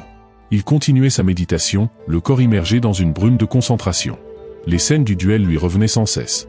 Il ne comprenait pas, l'écart de niveau était immense, pourtant, il avait gagné sans mal. Était-ce l'effet du système, qui lui octroyait des bonus cachés? Ou bien ses nombreuses batailles contre des créatures l'avaient-elles forgé au point de pouvoir surpasser des adversaires bien plus puissants? Il le sentait, aujourd'hui, il était fort. Assez fort pour briser les limites, affronter des ennemis bien au-dessus de lui. Mais une chose le préoccupait encore. Ses coups, même répétés, infligeaient peu de dégâts à ses adversaires. Tandis que lui, une seule frappe l'entaillait profondément. La différence de puissance réelle restait énorme. Il expira longuement, chassant les tensions. Puis il rouvrit les yeux et invoqua son interface système. Encore une fois, l'écran clignota, compétence améliorée, mais en consultant sa progression, il ne put s'empêcher de soupirer. Toujours 10 ans d'entraînement restant. Ce guerrier de seconde zone n'en pouvait plus, il enrageait à voix haute contre le système, accusant son absurdité. Comment pouvait-il être classé comme simple combattant intermédiaire alors qu'il avait vaincu un adversaire de premier ordre? Il fit alors un rapide calcul mental. Si les 20 années de cultivation de Lee Seogun correspondaient à un niveau supérieur, et que lui-même n'en possédait que 10, cela signifiait-il qu'il lui restait encore 10 ans d'entraînement avant de l'égaler? Rien qu'à cette pensée, tout son élan s'effondra. À ce rythme-là, sans élixir miracle ni opportunité divine, il risquait de stagner toute sa vie. Quitter cette voie? Impossible. Mais devait-il vraiment ravaler sa fierté et tendre la main vers son grand frère pour lui demander de l'aide?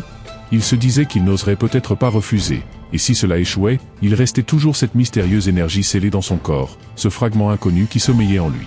Jusqu'ici, il avait refusé de s'y connecter, par peur du taux de fusion scandaleusement bas imposé par le système, une chance de survie proche du néant. Mais aujourd'hui, tout avait changé. Cela faisait plus d'une semaine qu'il était enfermé dans ce monde de jeux sans issue. Sa cultivation, il pouvait encore la forcer. Mais sa réputation? Elle était brisée, piétinée. Même s'il aidait une centaine de vieilles dames à traverser la rue, rien n'y ferait. Rien ne pouvait effacer cette image désastreuse qui s'était imposée à tous. Il se demandait même, à moitié dépité, si ce système n'allait pas finir par lui balancer en cadeau un système de sauvetage de réputation.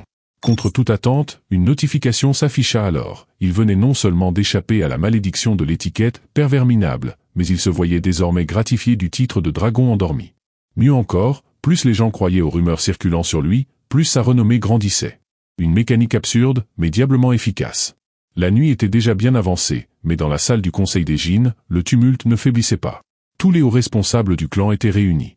Personne ne comprenait pourquoi cette réunion nocturne avait été convoquée aussi soudainement. Les discussions s'enflammaient autour du troisième jeune maître.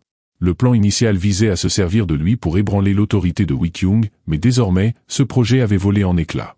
Et quand Wikyung finit par entrer dans la pièce, le silence tomba aussitôt, aussi pesant qu'un coup près. Il s'apprêtait à prendre la parole, mais fut interrompu par l'arrivée inattendue d'un homme dans le vestibule. Dès que cet ancien franchit le seuil, tous se levèrent d'un même mouvement et s'inclinèrent avec respect. Nul ne savait qui il était, mais une chose était claire, il imposait. La salle du conseil bouillonnait de débats. Mais au sommet, le grand ancien assis sur son siège d'autorité, ne disait mot. Il se contentait d'observer en silence, son regard perçant fixé sur Taeyong. Ce dernier, lui fixait le vieillard, de plus en plus mal à l'aise. Il ne comprenait pas pourquoi ce regard ne le lâchait pas. Son malaise ne faisait que grandir. Wikyung, sentant la nervosité de Taeyong, lui glissa par transmission mentale que ce vieil homme n'était autre que le grand ancien du clan Jin, leur figure la plus respectée et la plus puissante. Tout ce que Taeyong avait à faire, c'était répondre avec sincérité aux questions qui suivraient. Il hocha la tête, le cœur battant.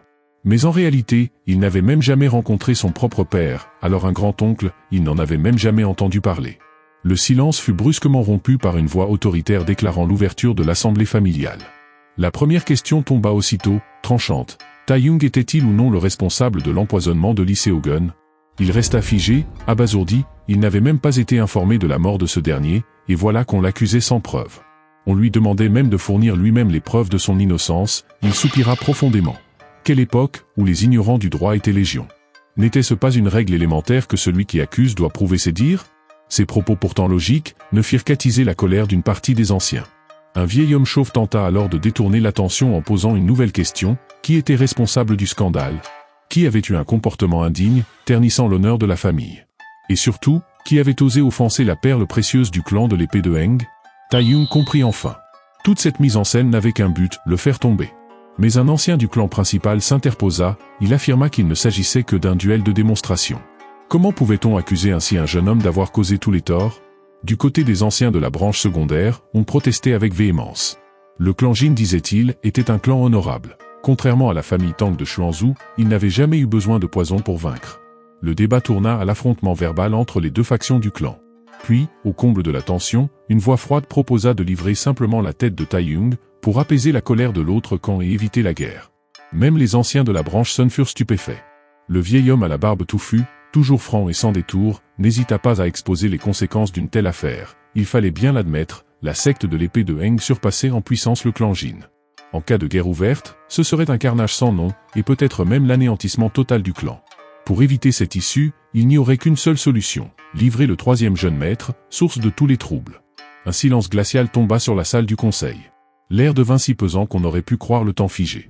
Wikyung, en tant qu'aîné et chef intérimaire, ne put contenir sa colère. Il n'y avait même pas eu d'enquête, pas l'ombre d'une preuve, et déjà certains parlaient de trancher la tête de son frère comme d'une offrande sacrificielle. C'était au maître de la secte de trancher de telles décisions, pas à eux de jouer les bourreaux. Wikyung semblait prêt à frapper. Mais quelques instants plus tard, il parvint à ravaler sa rage. Il savait que la colère ne résoudrait rien. Il exposa calmement les zones d'ombre. Le duel avait été loyal, tout le monde en était témoin. La mort de Lee Seogun par empoisonnement relevait d'un complot, d'une main cachée. Mais, au lieu de chercher la vérité, il préférait courber l'échine. À présent, il était trop tard pour effacer le sang répandu. Il ne restait qu'un seul choix, se préparer à la guerre. Il déclara d'une voix ferme que ceux qui désiraient trahir n'avaient qu'à aller trancher eux-mêmes la tête de son frère et la porter en offrande. Une nouvelle chape de silence s'abattit sur l'assemblée. Puis soudain, un applaudissement retentit. Tous tournèrent la tête. Le grand dirigeant de la branche secondaire, que l'on aurait cru prêt à l'achever, venait de se lever. Contre toute attente, il ne saisit pas cette occasion pour accabler Wikyung. Il le félicita au contraire pour son sang-froid et sa bravoure en tant que maître de clan par intérim. Il fustigea même les anciens de sa propre lignée pour avoir osé proposer une solution aussi ignoble, tout cela pour préserver leur confort et leurs privilèges. Taiyong, témoin silencieux de cette mascarade, se sentait comme au cœur d'un mauvais scénario. Rien ne se passait comme prévu. Et pourtant, ce n'était que le début. Le grand ancien d'un calme inquiétant, suggéra de faire exécuter sur le champ l'ancien qui avait proposé cette folie. Ce fut un choc, le barbu blêmit. Tous les regards s'écarquillèrent. Face à la suggestion d'exécution, Wikyung opposa un refus catégorique. Il prit la défense de l'ancien, expliquant que ses paroles n'étaient que le fruit d'une panique passagère. Le grand ancien derrière ses rides souriantes, n'insista pas. Il caressa sa barbe en riant doucement, feignant d'admirer la noblesse du jeune chef. Mais ce masque de bienveillance, Taiyong le perçut comme celui d'un serpent camouflé dans les hautes herbes. Tout le monde jouait un rôle. Ce théâtre d'ombre avait l'odeur de la poudre et du sang. Le grand ancien s'empara alors de la main de Wikyung, levant le bras bien haut devant l'assemblée. Il déclara d'une voix solennelle que quoi qu'il arrive, le clan Jin ne reculerait pas d'un pouce. Aucun ennemi ne franchirait leur territoire vivant. Tous les anciens se levèrent et s'inclinèrent. L'unité affichée n'était qu'un vernis fragile. Wikyung, lui, savait pertinemment qu'on était en train de lui ôter son autorité, de l'isoler au nom d'une unité de façade. Il ne pouvait rien y faire. Et pendant que les apparences donnaient une image parfaite d'harmonie, Taiyong ne pouvait chasser cette pensée lancinante. Tout cela n'était-il qu'une immense mise en scène? Était-il depuis le début l'objet d'un plan plus vaste? C'est alors qu'un disciple entra précipitamment dans la salle, il tenait dans ses mains un message. Le pigeon de la secte de l'épée de Heng était arrivé. Il l'ouvrit devant tous, révélant 4 caractères tracés à l'encre noire, inimitié éternelle. À cet instant, plus personne ne se souciait de l'identité du coupable. Le clan Jin passait en état de guerre. Une nouvelle mission venait d'être activée, guerre contre la secte de l'épée de Heng. Aucun détail sur les récompenses, aucune explication. Taiyong resta figé, le regard perdu. Le destin de son clan venait de basculer à l'aube. À l'extérieur, le soleil se levait à peine. Déjà, les troupes du clan Jin se mettaient en ordre de marche. Des messagers étaient dépêchés dans toutes les branches dispersées à travers le pays. Une guerre totale se préparait, une bataille qui déciderait de la survie ou de l'effondrement. Wikyung, revenu à son rôle de grand frère protecteur, posa une main sur l'épaule de Taiyong. Il murmura que ce n'était pas sa faute, ce conflit était inévitable. Taiyong voulut rétorquer qu'il n'avait rien à voir là-dedans, que ce n'était même pas son monde. Mais les mots restèrent coincés. De son côté, Wipeng sentait grandir en lui un malaise. Le comportement du grand ancien ce jour-là était étrange, presque trop parfait. Un jeu de manipulation digne des politiciens les plus retors. Pour Wikyung, cet homme ne représentait pas qu'un sommet en arts martiaux, c'était surtout un maître des intrigues, un tacticien capable de remodeler tout un clan sans jamais lever le petit doigt. Tous les autres anciens n'étaient que ses pions. Il n'avait même pas besoin d'user de violence, quelques paroles, et les fidèles se rangeaient derrière lui comme un mur impénétrable. Et lors de cette réunion, il avait pris la défense de Taeyong. Pas par bonté. Par calcul. Wei Peng d'une voix glacée, murmura alors ce qu'il pensait tout bas. Ces hommes, ces traîtres tapis dans l'ombre, il fallait tous les éliminer. Il en avait presque espéré un instant, que leur seigneur accepte la proposition du grand ancien. Wei Qiong lui-même n'avait-il pas ressenti cette même pulsion? Mais une telle décision aurait plongé le clan dans une guerre civile. Était-ce justement ce que le grand ancien voulait? Créer le chaos pour mieux régner? Personne ne connaissait la vérité, tout n'était encore que soupçon. Mais un fait restait incontestable, malgré toutes les tensions, cet homme demeurait le plus puissant allié du clan originel. On pouvait se méfier de lui, certes, mais nourrir de l'hostilité envers lui serait une erreur. L'homme caméléon, un surnom qui collait désormais à cet observateur pragmatique, exprima à son tour ses inquiétudes. La situation extérieure virait franchement au cauchemar. Depuis que la nouvelle de l'empoisonnement de Lee Seo-gun s'était répandue dans tout le Shaanxi occidental, la réputation du clan Jin s'effritait à vue d'œil. En l'espace de quelques heures à peine, l'opinion publique avait basculé. Cela avait surpris les deux frères. Comment tout pouvait-il aller aussi vite si ce n'était à cause d'une volonté délibérée de nuire, d'une main qui orchestrerait en coulisses une campagne de rumeurs savamment distillées? Un nouveau silence pesant tomba. À ce rythme, ils allaient devoir traîner le jeune maître sur la place publique pour le passer à tabac. C'est Wei Qiong qui, une fois de plus, prit l'initiative de rompre le silence. Il demanda si les autres sectes avaient répondu à leur appel à l'aide. Wei Peng, l'air préoccupé, fit le point. À l'heure actuelle, une seule secte avait donné suite, les autres gardaient encore le silence. Et celle qui avait répondu n'était autre que celle que leur carrosse venait tout juste de quitter quelques jours plus tôt. D'ailleurs, le même cocher venait justement de revenir, cette fois pour livrer une personne et réclamer une dette. Et dans cette tragédie grandissante, rien n'était plus cruel que de voir des cheveux blancs enterrer des cheveux noirs. Le maître de la secte, les larmes aux yeux, avait fermé les paupières de son fils assassiné. Le poison, déjà, infectait son corps, mais d'une puissante impulsion intérieure, il en expulsa les dernières traces, sans accorder la moindre importance aux séquelles. Aucun père n'aurait pu tolérer cela. Il jura alors de faire payer cette douleur, 100 fois, 1000 fois plus cher. Dès cet instant, il promit de rayer le clan Jin de la carte. Et comme si le destin voulait s'acharner, voilà que la fameuse courtisane du clan Jin, la beauté légendaire du pavillon rouge, venait frapper à la porte de Taeyong. À cet instant précis, ils étaient trois à la regarder arriver, ébahis. Il lui fallut quelques secondes pour remettre ses souvenirs en place, n'était-ce pas Yua, la jeune femme avec qui il avait passé la nuit quelques jours plus tôt? Alors, sans honte ni retenue, il s'avança vers elle. Wei Qiong allait parler, mais Taeyong paniqué, le coupa net. Il affirma ne pas la connaître du tout et tenta d'empoigner la main de Yua pour l'entraîner au loin. Mais à sa grande surprise, malgré tous ses efforts, il ne parvenait pas à la faire bouger d'un millimètre. Même en mobilisant toute la force de ses bras, il restait cloué sur place, ridicule. Son grand frère face à la scène, songea même un instant à désavouer cet énergumène qui se disait son frère. Il lui conseilla d'ailleurs avec une certaine gêne, de lâcher sa main et de faire preuve d'un peu plus de décence. Et le malaise monta encore d'un cran lorsque Wei Qiong annonça, poliment mais d'un ton embarrassé, que cette jeune femme n'était autre que la chef du pavillon de la branche du Shaanxi occidental. La stupeur figea tous les visages. Yua, elle souriait avec une expression qui semblait dire « Tu vois, je suis loin d'être une fille ordinaire ». Taeyong, lui venait de prendre de plein fouet la claque de sa vie. À cause de son niveau trop bas, il n'avait même pas senti que cette femme, qui avait partagé son lit, était en réalité un monstre de puissance soigneusement dissimulé. Il voulut bredouiller un mot, tenter une explication, mais aucun son ne sortit. Yua espiègle fit mine de ne pas entendre ce qu'il essayait de dire. Et les deux frères, aussi maladroits que des lycéens pris la main dans le sac, restèrent figés là, en silence. Elle en revanche, n'était pas le moins du monde embarrassée. Wei Qiong intrigué, demanda s'ils se connaissaient déjà. Yua ne fit aucune tentative pour dissimuler la vérité.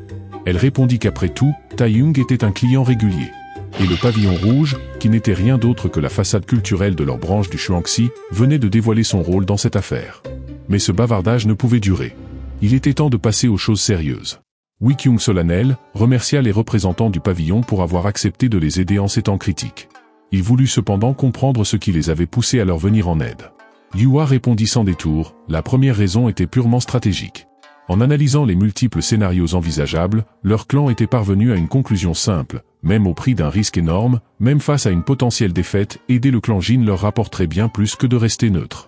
Wei Qiong comprenait cette logique, mais il voulait savoir quel prix concret ils auraient à payer. La réponse, inattendue, mais en réalité parfaitement logique, fut claire. La moitié des commerces et des biens de la secte de Heng, une fois vaincus, reviendraient au pavillon. Wei Peng protesta, c'était un sacrifice démesuré. Mais Wei Peng accepta immédiatement. Il savait qu'ils jouaient leur survie, et qu'il fallait tout miser. Yua cependant, n'était pas dupe. Elle connaissait les dissensions internes du clan Jin, la présence des anciens, les tensions invisibles. Et celui qui pâlit d'un coup, ce fut Taeyong. Ce genre de fuite ne pouvait pas venir de lui, n'est-ce pas? Mais Yua ne se laissa pas distraire. Elle poursuivit, énonçant la deuxième raison, elle était, selon ses propres mots, littéralement folle amoureuse du jeune maître Jin. Les 15 minutes suivantes furent entièrement dédiées à sa déclaration, la deuxième raison de leur acceptation. Puis, dans l'heure qui suivit, tous les détails de leur alliance furent scellés, discutés, écrits noir sur blanc, cachetés, puis classés. Une clause interdisa même toute revente d'informations à un autre clan, et engageait le pavillon à collecter activement toute information liée à la guerre. C'est ainsi que l'alliance entre le clan Jin de Taiyuan et les représentants du pavillon fut officiellement conclue. Une fois les accords finalisés, Yua ne s'attarda pas. Taeyong, quant à lui, resta debout dans un coin, silencieux, sans la moindre réaction. Mais alors qu'elle s'éloignait, Yua fit subitement volte-face, l'air mutin, lui demanda de l'accompagner, puis se pencha à son oreille pour lui souffler quelques mots en secret. Même ceux qui n'avaient rien entendu devinèrent le contenu, tant les joues s'empourprèrent d'un coup dans toute la salle. Un instant plus tard, Wikyung s'exclama à voix haute, sa surprise trahissant son excitation. Les jours passés à flirter avec les courtisanes paraissaient désormais si lointains. Il s'efforçait de se répéter que ce monde n'était qu'un jeu, que tout ceci n'était qu'un scénario virtuel, mais il n'y parvenait plus. Quelque chose s'était fissuré. Même son grand frère, si habituellement posé, affichait désormais un regard vide, perdu dans un remords silencieux. Après tout, ils n'étaient que des enfants sans entraînement martial. Personne ne sut à quel moment le grand aîné du clan fit son apparition. Il s'était approché sans bruit, puis avait pris la parole d'un ton froid et calme. Il affirma que tout ceci n'était rien d'autre que la véritable nature de la guerre. Peu importe qui en sortait vainqueur, il n'en resterait qu'un champ de cadavres. À l'évidence, le chef du clan de l'épée de Heng avait bien saisi l'art de la guerre. Car selon lui, la clé n'était pas d'attaquer les murailles, mais de briser les esprits. Taeyong ne comprenait pas pourquoi le vieux maître choisissait cet instant précis pour philosopher ainsi. Et cela aggrava la colère de Wikyung. S'il s'était agi d'un jour ordinaire, il aurait sans doute laissé couler, mais là, ce vieil homme parlait des enfants du clan comme de simples pions sacrifiables. Le grand aîné imperturbable poursuivit. Ces jeunes gens, affirma-t-il, ne devaient pas être considérés comme des protégés, mais comme des soldats morts en sursis. Et il y en aurait bien d'autres à leur suite. Peut-être même qu'à cet instant précis, d'autres étaient déjà en train de mourir. Même en constatant la rage sourde de Wikyung, il ne s'y a pas.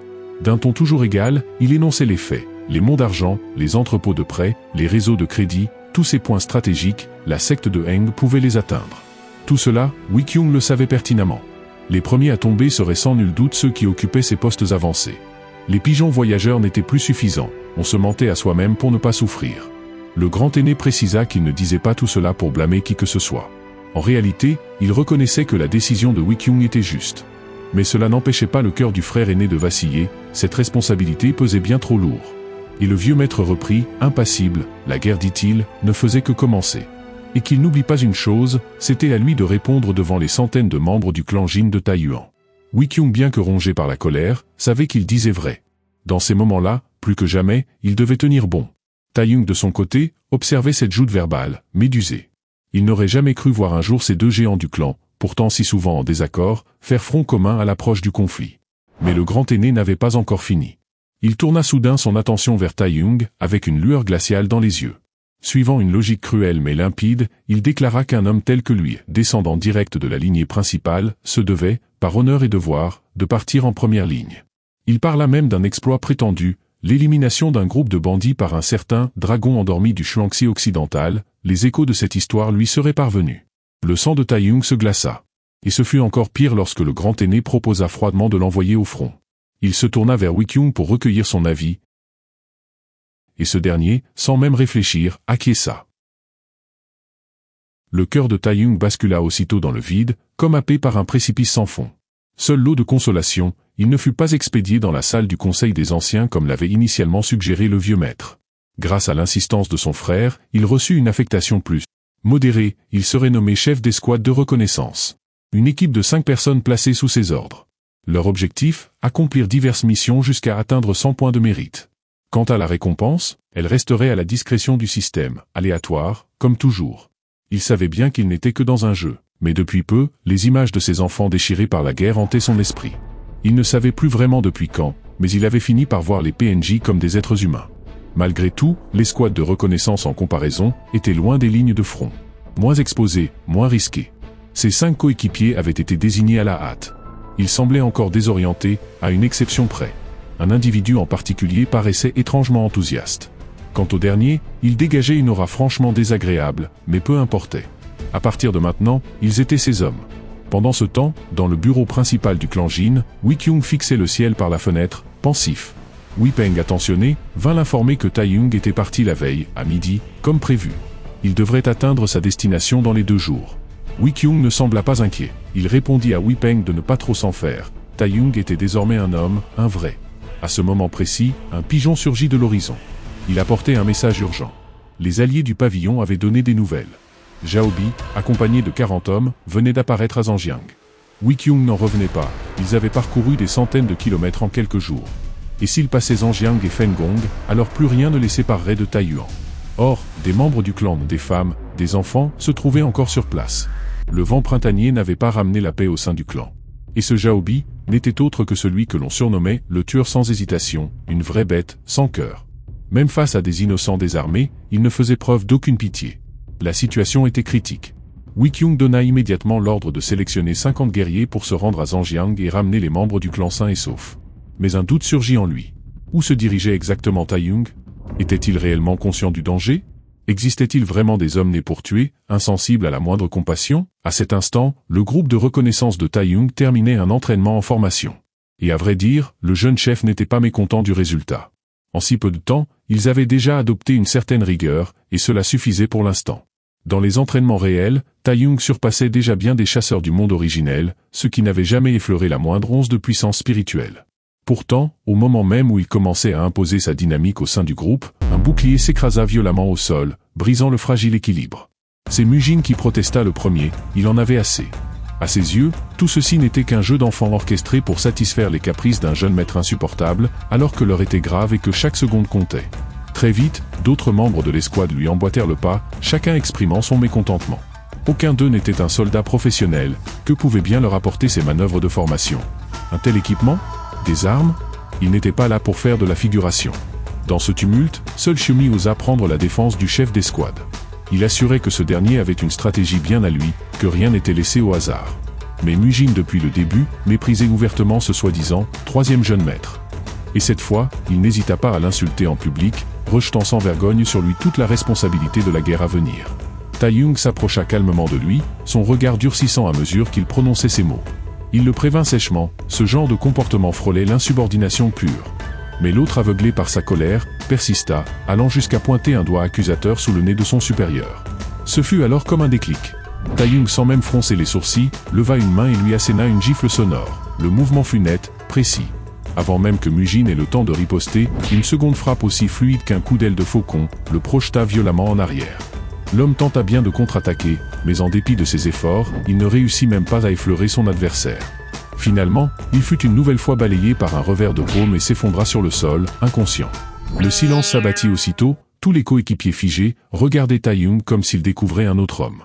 Celui qu'ils prenaient pour un enfant gâté venait en l'espace de quelques instants de balayer toute leur certitude, il ne dit rien de plus. D'un ton autoritaire, il ordonna au groupe de reprendre la route. À ce moment précis, un flocon de neige vint se poser sur le bout de son nez. En plein mois de juin. Pendant ce temps, dans une région éloignée, une scène d'horreur se déroulait en silence. Un groupe de survivants encerclés de toutes parts n'avait plus aucune échappatoire. Les gardes, tous des hommes, avaient déjà été massacrés. Une femme en pleurs s'accrochait désespérément à la vie, les suppliant d'épargner les enfants. Mais le chef du groupe, un être sans la moindre trace d'humanité, abattit sa lame sans l'ombre d'une hésitation. Puis dans un calme glaçant, il ordonna à ses hommes de nettoyer les lieux. Quand ce fut fait, ils se mirent à rire, leur proie avait été d'une faiblesse déconcertante. Une aubaine pour les bêtes de la montagne, certes, mais aussi une opération très rentable. Jamais ils n'auraient imaginé qu'il serait aussi facile d'exterminer les gens du clan Jin de Taiyuan. À cet instant, un jeune éclaireur vint faire son rapport. Un guerrier et 2 enfants avaient réussi à fuir Zhangjiang quelques heures plus tôt, en direction de Wenzhou. Il proposa de partir immédiatement à leur poursuite, persuadé qu'il pouvait rattraper ces poissons échappés du filet. Dans un recoin du monde, dans une cabane rustique, Mujin, le même qui s'était fait violemment corriger, reprenait enfin conscience. Il regarda autour de lui, cherchant à comprendre ce qu'il s'était passé. Il tenta de se relever, mais fut de nouveau cloué au sol par une gifle brutale de Taeyong. Les autres, témoins de la scène, restèrent sans voix. Xiumi de son côté, se rapprocha discrètement du chef. Il proposa de profiter de la tempête de neige qui empêchait toute progression pour renforcer l'entraînement d'équipe. Depuis l'incident, Tous les membres de l'escouade frappés par la démonstration de force de leur leader s'étaient rangés de son côté. Ils se mirent donc à s'équiper sérieusement, prêts à affronter le froid pour s'exercer à l'extérieur. Le sol était désormais recouvert d'un manteau blanc. Soudain, des voix appelèrent depuis l'extérieur. On avait aperçu un enfant dans la neige. Intrigué, il se pencha à la fenêtre.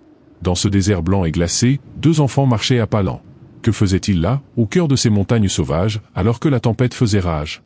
Un frisson parcourut son échine. Il comprit aussitôt. Simples enfants. Il y avait un gamin, sur son dos, une fillette. L'aîné, malgré son jeune âge, avait dans les yeux une maturité douloureuse. Il marchait en tête, protégeant sa sœur avec la détermination d'un frère devenu père malgré lui. Leur famille, leur clan tout entier, avait été massacrés en une seule journée. Le garçon avait essayé de les retenir, de les rattraper, mais plus il courait, plus ses parents s'éloignaient, jusqu'à disparaître à jamais. Ce souvenir, ce cauchemar, revenait en boucle dans son esprit. Pour fuir leurs poursuivants, les 2 enfants s'étaient réfugiés dans une anfractuosité entre 2 rochers. Épuisés, ils s'étaient endormis là sans même s'en rendre compte. Quelques jours plus tôt à peine, ce garçon n'était encore qu'un enfant ordinaire, élevé dans une famille chaleureuse, où les rires des parents emplissaient la maison. Mais tout avait basculé. Il s'était juré de protéger la dernière personne qui lui restait au monde. Il était perdu dans ses pensées lorsque le bruissement des feuillages le tira brutalement de sa torpeur. Quelque chose approchait. Cette fois, il ne trembla pas. Il sortit sa dague le regard résolu, et se jeta droit vers les buissons. Une main massive surgit soudain du buisson. Xiao Shen, le souffle coupé, serrait si fort sa dague que ses jointures en blanchissaient. Mais lorsqu'il reconnut enfin la silhouette familière qui en sortit, ses muscles se relâchèrent, et la tension se dissipa.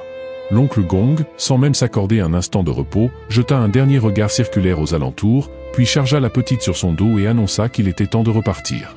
Xiao Shen comprit immédiatement pourquoi, l'ennemi les avait déjà rattrapés. À peine avaient-ils quitté les lieux que leurs poursuivants s'étaient lancés à leur suite, foulant la neige à quelques pas d'écart.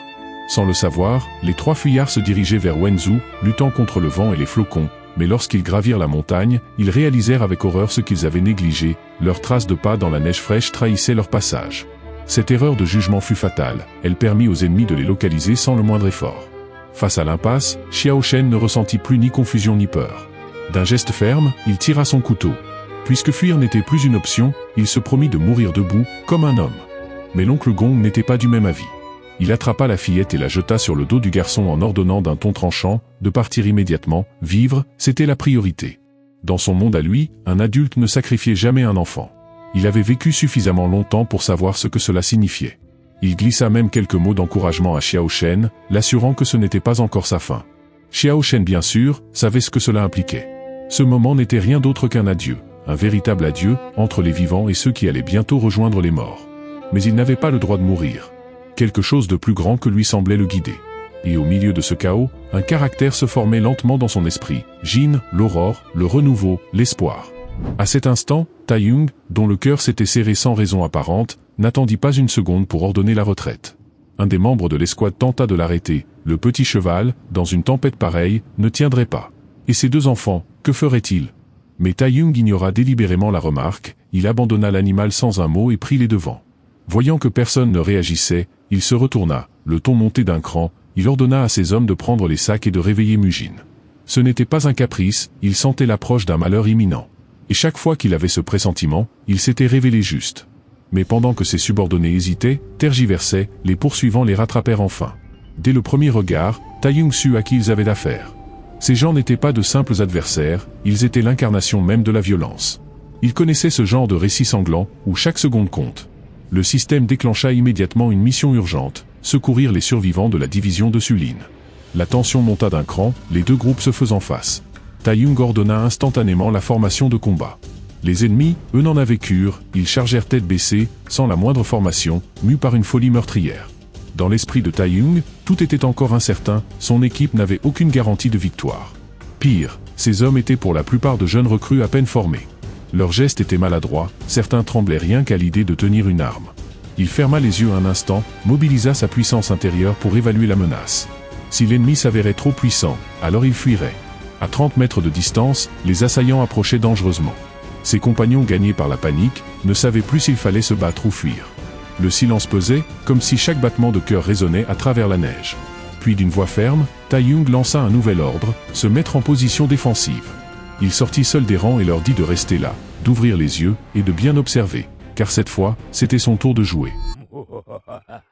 Taeyong déchaîna une technique secrète du clan Shen. Sa lance tourbillonnait comme un dragon pris dans un torrent. En un clin d'œil, plusieurs ennemis tombèrent. Un rictus sinistre se dessina sur ses lèvres.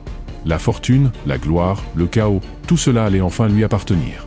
Mais dans les yeux de ses adversaires, il n'était rien d'autre qu'un démon. Leur instinct de survie les poussa à reculer, et ce léger mouvement de recul leur coûta toute chance de riposte. L'un d'eux piégé, choisit de tenter un ultime assaut. Les deux forces entrèrent alors en collision, une onde de choc s'éleva, soulevant neige et poussière. Tous les regards se braquèrent sur le point d'impact, la tension à son comble. Et puis, le verdict tomba, le vagabond avait perdu. Son arme fut réduite en miettes, et sa poitrine transpercée. Dans un dernier souffle, il grinça entre ses dents que son grand frère viendrait le venger. Mais Taeyong, déjà absorbé par l'euphorie du combat, ne prêta pas la moindre attention à ces menaces. Des paroles vides, prononcées par un homme déjà mort. Peu après, il retrouva Gong, grièvement blessé mais encore vivant. Ce dernier haletant put enfin révéler les origines du désastre qui avait frappé la division. 5 jours plus tôt, quand la nouvelle de l'éclatement de la guerre leur parvint, la section de Suling était déjà encerclée de toutes parts. La secte de l'épée de Heng avait engagé plus d'une centaine de vagabonds, tous prêts à tuer et incendier sans remords. Ce fut grâce au sacrifice du commandant local et de ses guerriers, restés en arrière pour ralentir l'assaut, que Taeyong put évacuer les femmes, les enfants et les vieillards. Mais leur échappée n'avait été que temporaire. Les poursuivants les avaient finalement rattrapés. S'ils devaient en croire les indices et ses propres soupçons, il était probable que leur petit groupe de 3 survivants soit désormais le dernier en vie. À présent, une autre inquiétude le rongeait, y avait-il encore d'autres chasseurs lancés à leur trousse? Gong, en discrétion, avait collecté des informations. C'est ainsi qu'il avait appris par hasard qu'un nouveau groupe approchait. 30 hommes, pas un de moins, si l'on comptait également Xiaobi. En entendant ce chiffre, le cœur de Taeyong se serra, 30 adversaires. Gong de son côté, envisageait déjà de chercher une cachette pour se dissimuler quelque part. Mais il s'interrompit aussitôt, quelque chose clochait. L'homme en face de lui semblait étrangement euphorique. Une excitation dévorante brillait dans ses yeux. Taeyong, en prenant un ton empreint de droiture, rappela à haute voix qu'un tel nombre représentait une quantité d'expérience inestimable, puis il se ravisa. Non, quelque chose clochait. Un homme aussi impitoyable ne pouvait pas être laissé en vie, il devait disparaître. Le jeune garçon à leur côté ajouta qu'il fallait venger leur bienfaiteur. Selon lui, un guerrier aussi redoutable serait forcément capable de mener leur vengeance à bien. Mais Taeyong calma aussitôt son ardeur. Ce gamin était encore trop jeune, il ne méritait pas d'être exposé à de telles ténèbres, pas maintenant. Même si cette discussion semblait légère, il savait qu'il lui faudrait bientôt leur jeter un seau d'eau froide. Xiaobi, ce n'était pas n'importe qui, c'était l'un des meilleurs pratiquants du continent. Tous ceux qui avaient croisé sa route avaient péri, et dans des états horribles. En entendant cela, le visage de Taeyong se figea, une pensée lui traversa soudain l'esprit. Il avait rendez-vous chez lui ce soir pour un hot pot. Et maintenant, il avait des blessures internes. Il décida de se contenter de faire un rapide ménage, puis d'emmener les 2 enfants jusqu'à la résidence familiale. Le garçon tenta une dernière fois de plaider sa cause, mais Taeyong le repoussa d'un geste sec. C'est alors que Gong se souvint qu'il n'avait même pas demandé le nom de leur bienfaiteur. Taeyong, prêt à répondre, s'interrompit net. Peu importe les détails, toute cette situation avait commencé à cause de lui, il craignait que s'il révélait son identité, l'autre n'en profite pour lui trancher la gorge. Alors qu'il s'apprêtait à improviser un nom, un hurlement sauvage éclata soudain à ses oreilles. Mujin le fixait avec des yeux furieux, ignorant les regards étonnés autour de lui. Il cria le nom de Jin Taeyong et une fois de plus, fonça tête baissée vers lui, sans réfléchir. Il ne comprenait pas que le vrai danger ne faisait que commencer. Un inconnu venait de lui confier un enfant mourant, lui demandant en plus de faire face à une horde d'assaillants. Si c'était vous, qu'auriez-vous fait? Xiaobi, en voyant le cadavre de son camarade, esquissa un étrange sourire. Pendant ce temps, Wei Peng, anxieux, fouettait sans relâche sa monture. Il lui fallait absolument arriver avant que le 3e jeune maître ne tombe sur ce tueur. Il n'était plus en train de fuir, mais bel et bien en train de livrer une course contre la mort. Il savait que s'il échouait, il n'aurait plus jamais le courage de se présenter devant son seigneur. Simultanément, Xiaobi et ses hommes atteignirent l'arrière de la zone où l'avant-garde avait été repérée. Il observa les cadavres, analysa les plaies, étudia les impacts. La plupart des victimes avaient été tuées en un seul coup, avec une maîtrise de la lance exceptionnelle. Cela ne pouvait venir que d'un renfort de la famille Jin de Taiyuan. Un sourire curieux se dessina sur ses lèvres, ce gibier-là venait de piquer sa curiosité. C'est alors qu'un de ses subordonnés vint lui faire son rapport. D'après les traces sur le sol, ils estimaient que le groupe de Taeyong comptait un nombre limité d'hommes et que l'un d'eux était blessé. Ils avaient abandonné leurs chevaux il y avait un jour, pour poursuivre leur route à pied, en suivant le flanc de la montagne en direction de Taiyuan. Xiaobi allait donner ses ordres quand soudain, une voix l'interrompit. Il venait tout juste de se souvenir qu'il se trouvait en présence des membres de la secte de l'épée de Heng. L'un d'eux sans détour le reprit sèchement, ils n'avaient pas obéi aux instructions qui leur demandaient de rejoindre les forces principales après avoir nettoyé Suling. Même si cela serait toléré temporairement, il ne tolérerait plus sa tendance à agir à sa guise. Xiaobi, visiblement contrarié, n'en montra rien, après tout, il n'était là que pour une mission. Et pourtant, on le traitait comme un simple subordonné. Il ne dit pas un mot, mais dans son regard, une tempête grondait déjà. D'un geste net, l'homme venait de tordre le cou du chef de groupe. Les 3 membres restants de la secte de l'épée de Heng n'avaient même pas eu le temps de réagir que leur leader gisait déjà à terre, inerte. Ce ne fut qu'après un long instant de stupeur qu'ils reprirent leurs esprits et tentèrent de dégainer leurs lames. En vain, il était déjà trop tard. Tous 3 furent violemment projetés à plusieurs mètres de distance sous l'impact d'une charge fulgurante. En un battement de cœur, l'issue du combat était déjà scellée. Cet homme aimait la guerre certes, mais il détestait qu'on lui donne des ordres. Pendant ce temps, Taiyong, loin de ces événements, ignorait tout de ce qui venait de se passer. À cet instant, il menait le petit groupe à travers une épaisse forêt de montagnes, empruntant une route dissimulée par le sang et les feuillages. Après une journée entière de marche harassante, ils tombèrent par chance sur une caverne naturelle. Le crépuscule approchait, les enfants étaient épuisés, et plusieurs d'entre eux portaient encore des blessures. Taiyong décida donc que tout le monde ferait halte ici pour la nuit.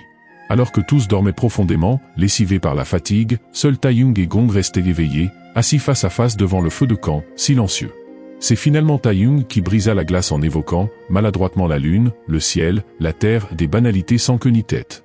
Mais Gong n'y montra aucun intérêt. Le silence retomba, suspendu comme un linge humide entre eux. Taiyong brûlait d'envie de comprendre. Est-ce que Gong savait que cette guerre avait commencé à cause de lui? Cette pensée le hantait. Il rêvait d'aller corriger de ses poings le véritable responsable de ce chaos. Si seulement ce type n'avait pas parlé à tort et à travers, tout cela ne serait peut-être jamais arrivé.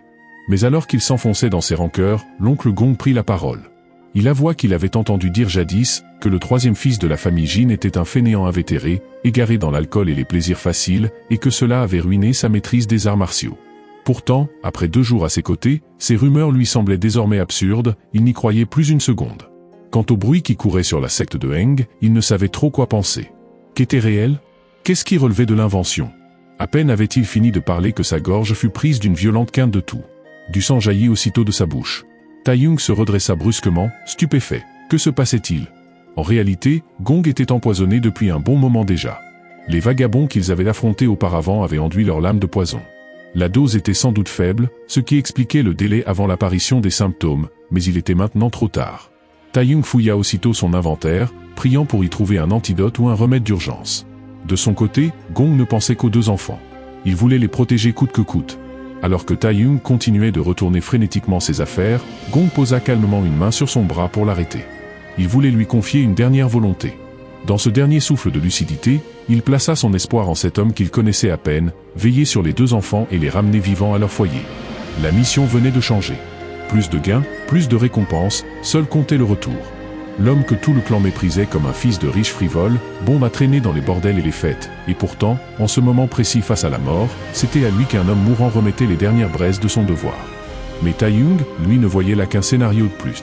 Pour lui, cet oncle agonisant n'était qu'un PNJ, un personnage secondaire destiné à le charger d'une nouvelle mission avant de s'effondrer, tel un script bien huilé. Il se disait qu'il suffisait d'accepter la quête et de fuir au plus vite. S'ils commettaient l'erreur de jouer au héros, d'emmener ce mourant avec eux, ils ne feraient que ralentir leur avancée. Et si leur progression était freinée, tous les autres, les enfants, les blessés, les compagnons, mourraient avec lui. Non, sa mission à lui, c'était de survivre jusqu'à ce que son colocataire vienne le réveiller dans le monde réel, parce que lui aussi avait une famille à nourrir. Une vraie famille, bien vivante, pas une illusion. Il avait d'ailleurs averti ses coéquipiers que le vieux Gong avait pris la décision de rester, de trouver la mort sur le champ de bétail. Cela avait d'ailleurs provoqué une dispute entre eux au départ. À présent, un problème bien plus concret se posait. Gong était trop profondément empoisonné. Bientôt, il serait incapable de faire un pas. Certains proposèrent de se relayer pour le porter, mais Taiyong soupira. Est-ce que c'était vraiment faisable? Même s'ils acceptaient tous de se sacrifier un peu, combien de temps pourraient-ils tenir dans ces conditions? Ils étaient traqués par des assassins d'élite, des vétérans aguerris aux combats les plus sanglants. En quoi étaient-ils différents, eux? Qu'est-ce qui leur permettait de croire qu'ils s'en sortiraient indemnes? Le silence s'abattit brutalement. Tous comprirent. Tant qu'ils étaient poursuivis, il n'y aurait pas de salut. Mujin, toujours révolté, n'avait pas encore accepté ce constat. Taiyong le fixa et lui demanda calmement s'il avait quelque chose à dire. Même s'il avait encore de la colère dans le cœur, Mujin déclara qu'il suivrait désormais ses ordres. Taiyong, ramené au présent, se retourna pour voir si Gong avait déjà quitté le camp, mais une voix soudaine l'arrêta net. Une question tomba, innocente et brutale à la fois. Il se sentit comme un enfant pris en faute. « Dis, entre ton oncle et ton papa, qui est le plus fort ?» Tae-young ne répondit pas tout de suite. Il devina que la petite pensait à son père. Suivre cet homme ravivait cruellement le manque de leur père. Tae-young se souvenait encore de ce que cela faisait d'être laissé pour compte, leur père les avait abandonnés, lui et sa sœur, pour partir s'amuser avec maman. Les mots de l'enfant, dits sans méchanceté, suffirent à faire remonter cette douleur ancienne. Tae-young observa alors le garçon à bout de force, au bord de l'épuisement, qui refusait pourtant qu'on le porte. Cette tête dure lui rappelait étrangement ce qu'il était lui-même, enfant. Il s'était arrêté net, ce jeu était vraiment abject. Il confia Xiaorui à ses coéquipiers et, sous leurs yeux ébahis, fit brusquement demi-tour. Bondissant entre les falaises, il filait à toute vitesse, décidé. Il ne s'arrêta que lorsqu'il aperçut enfin cet homme devant lui. Ce qu'il vit le glaça, même à bout de force, Xiaomi continuait d'avancer, à la traîne mais sans jamais abandonner. Cette nuit-là, un calme pesant flottait, masquant une tempête silencieuse. Ailleurs, deux figures mystérieuses ourdissaient leur complot. Le chef assis en hauteur, demanda si tout se déroulait comme prévu. L'homme en noir répondit qu'il y avait eu un petit contretemps, Xiaobi faisait des siennes, s'étant opposé au jeune maître. Mais cela n'affecterait pas le plan, ajouta-t-il. Le chef n'en fut pas troublé, au contraire, il semblait satisfait de la tournure actuelle. Peut-être pensait-il, fallait-il une claque bien douloureuse pour que le jeune maître ouvre enfin les yeux. L'homme en noir poursuivit, expliquant que les disciples de l'après-midi s'étaient mêlés à l'affaire, et que le nouveau chef de hall, bien trop perspicace, serait éliminé une fois l'opération terminée. Mais le chef jugea cela présomptueux. Il tenta de mettre en garde son interlocuteur. Avant même qu'il n'ait fini sa phrase, il sentit une présence oppressante peser sur lui. Il s'excusa aussitôt, à plusieurs reprises. Ce personnage sans visage l'avait marqué jusqu'au plus profond de sa mémoire. Puis l'homme en noir disparut lentement, se dissipant dans l'air comme s'il n'avait jamais existé. Le chef seul, s'approcha de la fenêtre et poussa un long soupir. Collaborer avec des inconnus aux intentions troubles n'était jamais chose aisée. Mais pour le bien supérieur, il n'avait d'autre choix que de pactiser avec le diable. Après tout, si un assassin capable de raser une ville comme on boit un verre d'eau vous traque depuis des vies entières juste pour vous poser quelques questions, comment pourriez-vous y croire ?